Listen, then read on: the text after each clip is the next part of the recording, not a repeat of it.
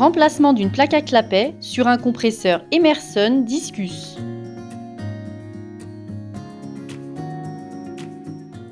Attention! Avant toute intervention, veillez à isoler et dégazer le compresseur. Démontage. Avant de commencer, nous vous conseillons de placer des repères sur les culasses et les plaques afin de vous faciliter le remontage ultérieur. Desserrez les vis de fixation de la culasse concernée. Veillez à en garder au moins 4, partiellement dévissées, afin de maintenir la culasse en position. Desserrez ensuite les vis restantes tout en la tenant fermement avec la main. Donnez un léger coup de maillet afin de faciliter le décollement. Veillez à maintenir celle-ci bien droite pour ne pas endommager les guides. Puis, sortez la culasse. À l'aide d'une pince, retirez les 2 goupilles de centrage. Maintenez la plaque à clapet en position pour éviter tout risque d'accident. Mettez de nouveau un léger coup de maillet sur l'ergot prévu à cet effet afin de la décoller totalement.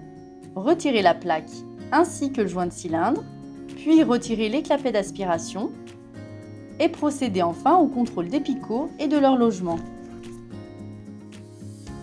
Contrôle de l'ancienne plaque. Il existe 2 possibilités de plaque à clapet selon l'indice de votre compresseur. Plaque à clapet mobile.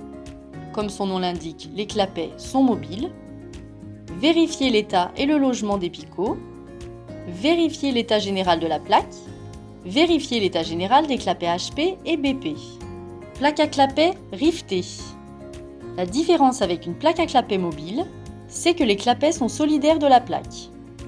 Vérifiez l'état général de la plaque. Vérifiez l'état général des clapets HP et BP. Attention, en cas de détérioration ou de casse, veillez à trouver les parties endommagées ou manquantes. Si vous constatez une casse clapet, même légère, il y a un risque de détérioration du compresseur ultérieurement. Nettoyage. À l'aide d'un grattoir, décollez le joint de culasse ainsi que le joint de cylindre. Si vous rencontrez des difficultés, vous pouvez également utiliser une bombe décolle-joint.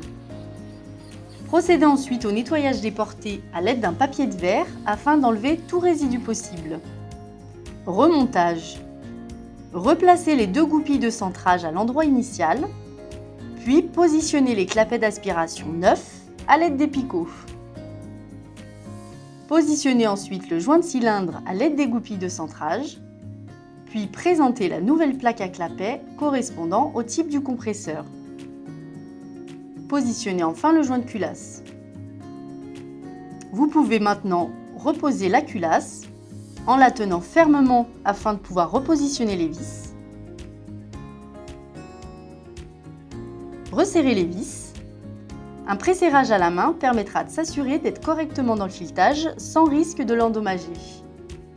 À l'aide d'une clé dynamométrique, resserrez les vis en respectant le couple de serrage préconisé par le constructeur. Procédez ensuite à un serrage en croix afin de s'assurer d'une mise en place optimum. Répétez enfin l'opération sur les autres vis.